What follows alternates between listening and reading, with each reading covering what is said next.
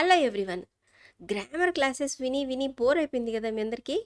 Okay, ఈరోజు grammar లేకుండా మంచి సెంటెన్సెస్తో క్రికెట్ గురించి మాట్లాడదాం. Right, let's begin.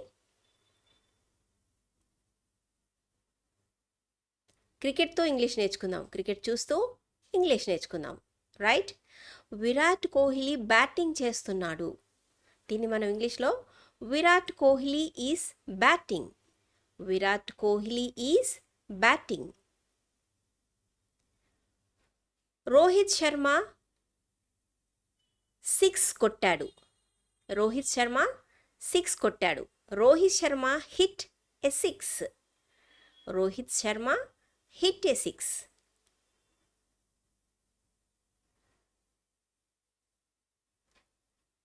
Next, Jasprit చాలా వేగంగా బౌలింగ్ చేస్తున్నాడు. Jasprit is bowling fast.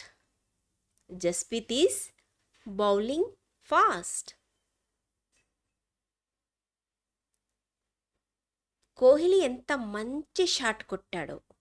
ఒక్కోసారి ఎంత మంచి షాటో అంటారు కదా, ఆ సెంటెన్స్ని ఇలా చెప్పండి. What a good shot by Kohli. What a good shot by Kohli. What a good shot by Kohli. Rohit Sharma మంచి ఫామ్లో ఉన్నాడు. Rohit Sharma is in great form. Rohit Sharma is in great form. ఇప్పుడు ఎవరు బ్యాటింగ్ చేస్తున్నారు? Who is batting now? Who is batting now? Kohli century చేస్తాడా? Will Kohli score a century? Will Kohli score a century?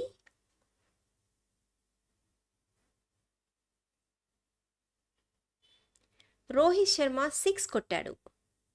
Rohit Sharma hit a 6. Score ఎంత? What is the score? What is the score? వికెట్లు కోల్పోయి 150 ఇలా score చెప్తుంటారు కదా మీరు, ఇలా చెప్పండి. 150 ఫర్ 3 అంటే 3 వికెట్స్ పోయాయి, 150 వచ్చింది. Who is batting? ఎవరు బ్యాటింగ్ చేస్తున్నారు? What is the score? Score ఎంత? Who will win? ఎవరు గెలుస్తారు? రైట్.